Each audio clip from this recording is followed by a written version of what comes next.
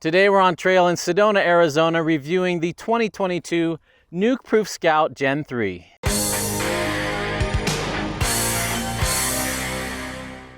Hello everybody, I'm Steve from Hardtail Party, the largest collection of hardtail video reviews in the world. I'm glad you're here.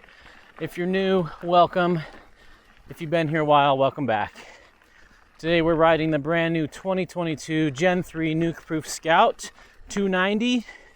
You want to go watch my first look video of this, where I talk geometry and features and show some close-ups and all that. But today we got it on the trail to see how it rides. Today we're riding some of my favorite intermediate trails here in Sedona. I think it'll be a great test for this bike up and down. This bike feels light. Just kind of zips along. Stack feels real nice. Got a 140 fork on it.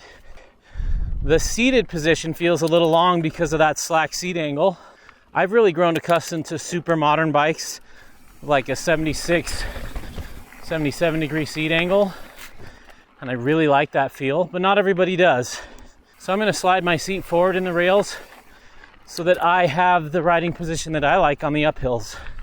So yeah, everyone can adjust their effective seat angle, and you should always adjust your cockpit and your saddle and all that to the bike you're riding. I'm gonna slide this forward. That'll bring it about a degree steeper. Some people don't like steep seat angles. They prefer to feel like they're behind the bottom bracket on climbs. And my theory is the steeper the climb, the more your seat is behind the bottom bracket. So when it's steep stuff, you want it forward to not feel like you're looping out. And where I live, we've got lots of short, steep punches that make it feel like you want to loop out. All right, that'll help. Have my first pedal strike of the day back there. This bike has a low bottom bracket.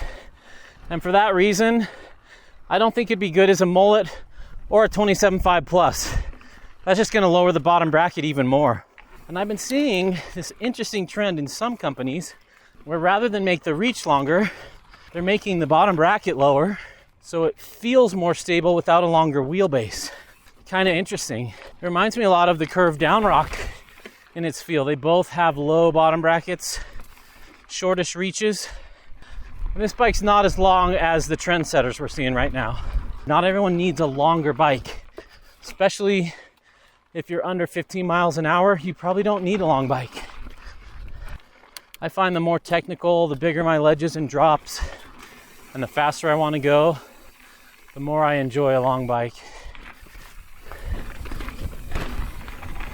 I can feel it's not as stretched out as the Yelly Screamy or my Binary Maniac. All right, let's see if I can get up this.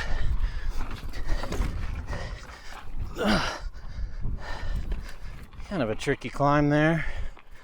This bike's doing all right. The back end doesn't have great traction right now. Yeah, this bike, you don't need to get over the front as much as some of those modern bikes. So it's actually easier to ride for newer riders.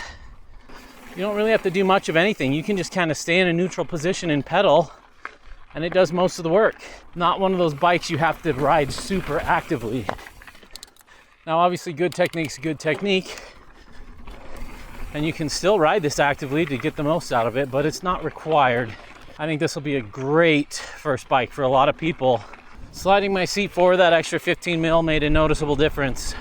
I don't feel like I need the seat angle much steeper than that. So it's within the acceptable range, but I would like to have seen it a little steeper, especially because this is a brand new model, and that means we're going to be on this Geo for a few years until the next generation. And this feels a little bit closer to bikes from 3 years ago than the modern stuff we're seeing right now. Head angle's plenty slack. Does not feel twitchy, but it also doesn't feel floppy. Another pedal strike. This bottom bracket is low. I don't pedal strike very often. I've got 165 cranks on. Some bikes feel slow and lethargic when you pedal. Others feel antsy and energetic and just want to sprint everywhere. This is more of a sprinter than a slow lethargic bike. I'm impressed. All right, here comes a long, technical, steppy climb that's really loose right now. Let's see if I can charge up it on this.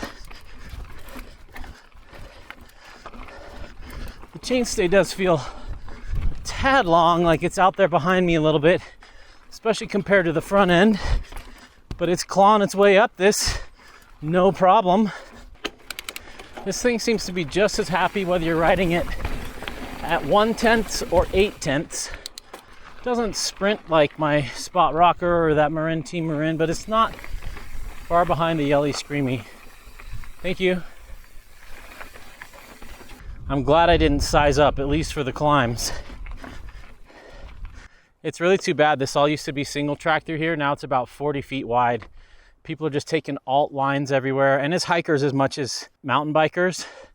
But it's just sad. This is just kind of turning into like an entire trampled zone. It doesn't look like single track anymore.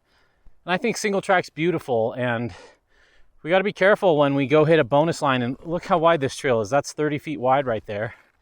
And then it continues another 10 feet around that tree. I mean, we get a lot of visitors in Sedona who've never ridden this before, so they're just kind of blindly trying to follow the trail, and I get that.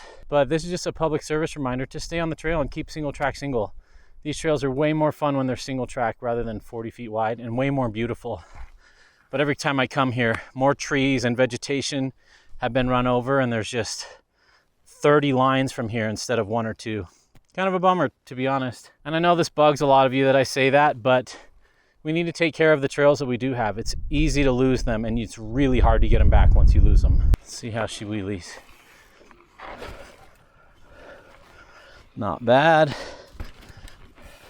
You can feel that lower bottom bracket. When you wheelie with the low bottom bracket, you have to lift that front wheel higher than other bikes. Same with manuals.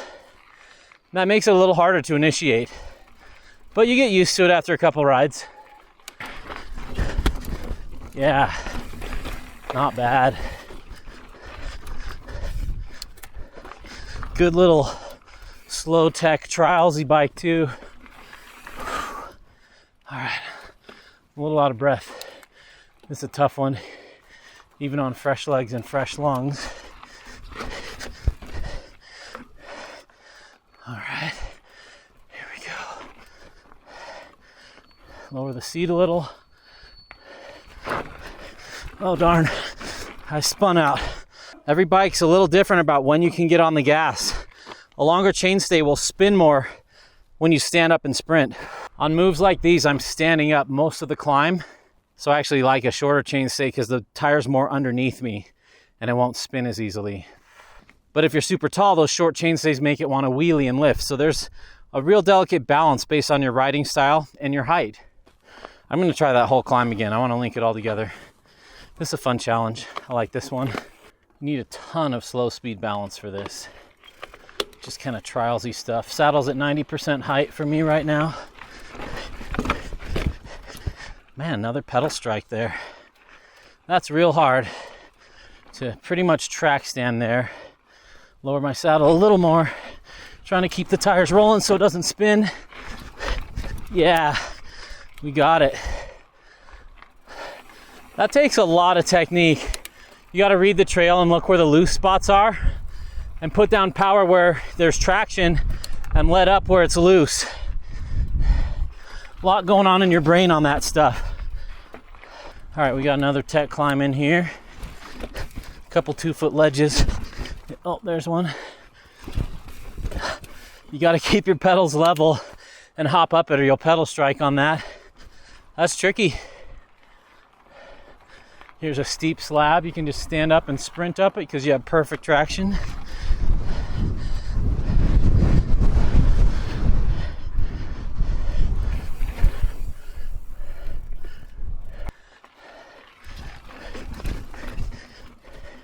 I feel that shorter front end on the really steep stuff when I get forward like this.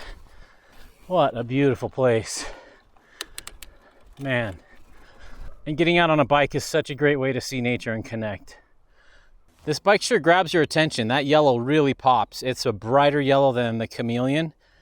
It just really draws attention to it. Sharp looking bike. All right, let's continue on.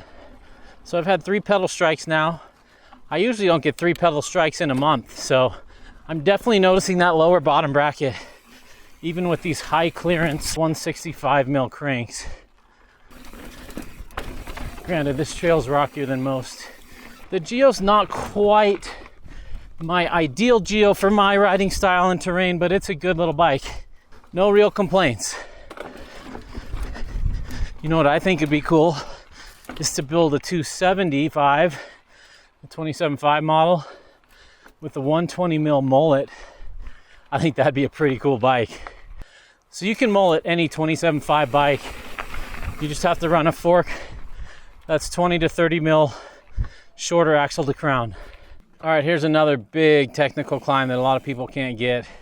It's like a 4-foot baseball. You kind of have to get on, and then there's a crack to get across. It's about another 4-foot baseball after it too. So it's hard to get on the front and then carry speed across that crack. We'll see how we do. I can usually get this no problem, but we'll see how this geo does on it. I think we're good. It's gonna take a little hop at the beginning. Ooh. Oh, that was tough, but we got it. Whew. That obstacle's gotten bigger.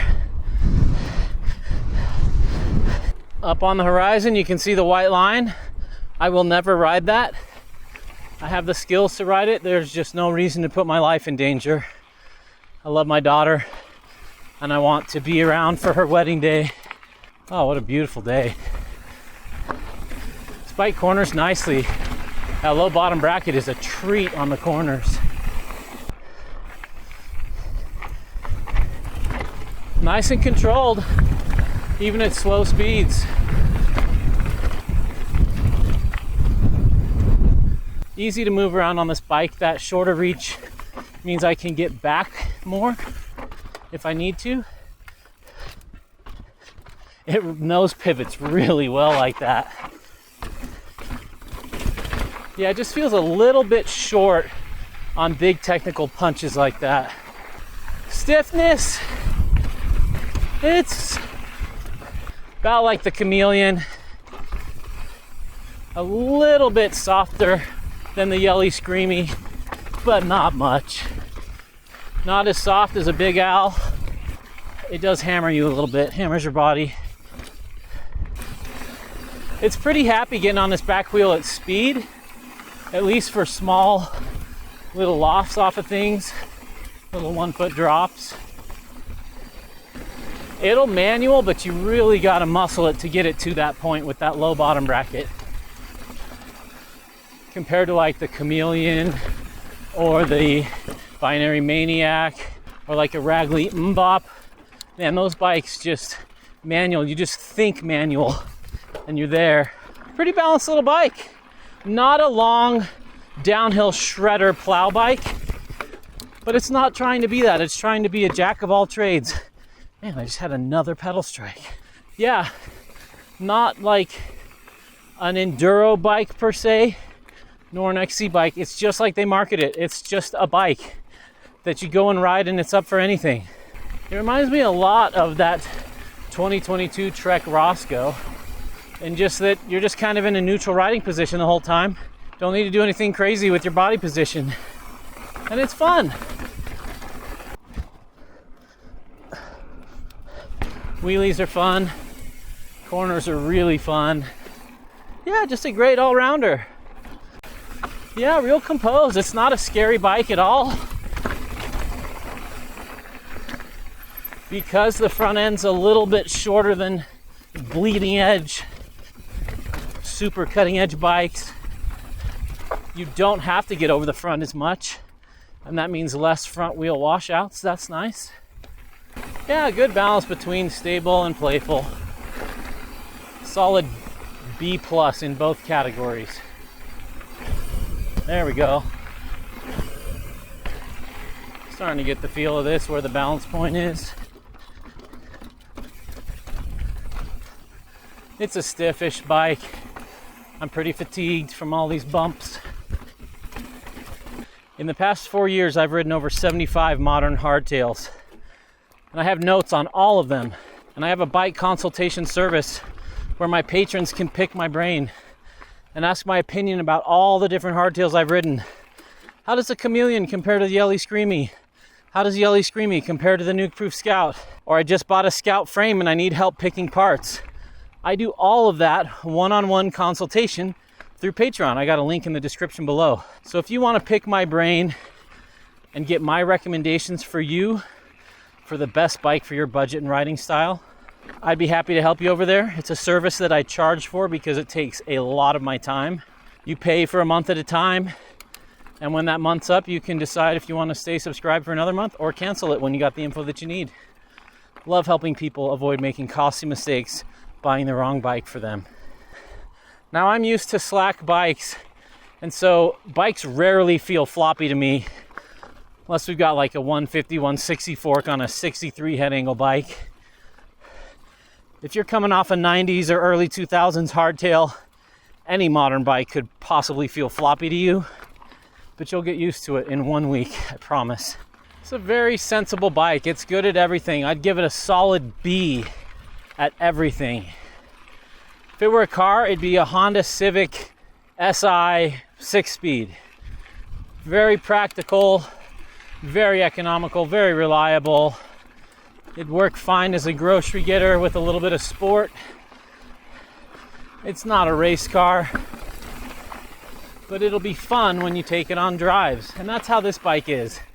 It's lacking a little bit of special sauce. It's a little bit vanilla for me. It's just not quite as exciting as some other bikes. But then you think about its price point, and Nukeproof's complete bikes are absolute bargains.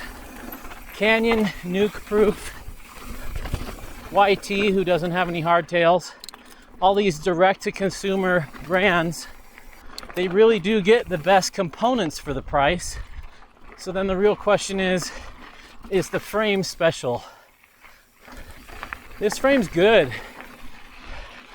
I wouldn't put it in the special category. It's not the hardtail I dream about at night when I think about riding my favorite trails.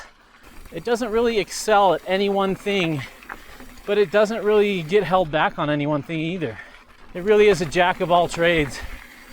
I love how quiet this bike is. Haven't had a single rattle. That foam on the dropper cable on the internal routing is doing its job. So if you're a newer rider and you're not quite sure what type of riding you're going to gravitate towards, this would be a great way to get into the sport and see what type of riding you gravitate towards, whether that's you prefer the pedaling and keeping your feet on the ground, or whether you enjoy jumping and getting airborne everywhere, or whether you just want to plow in a straight line as fast as possible. This bike will do all of that to some degree, but it's not specialized at any one thing. And that's what a lot of people want. Until you've been riding 5 or 6 years, it's hard to know what specialization you'd like out of your bike. But if you've been riding a while and you know exactly what style you want, I think there are better purpose-built hardtails and full suspensions, obviously, that really cater to a certain riding style really well. So yeah, if you're looking for something specific, it'd be worth that bike consultation fee to pick my brain on what I recommend for you. It's probably not going to be this. But if you ride a million different types of trails and you're not sure what you're going to hit every day, this could be a really good option.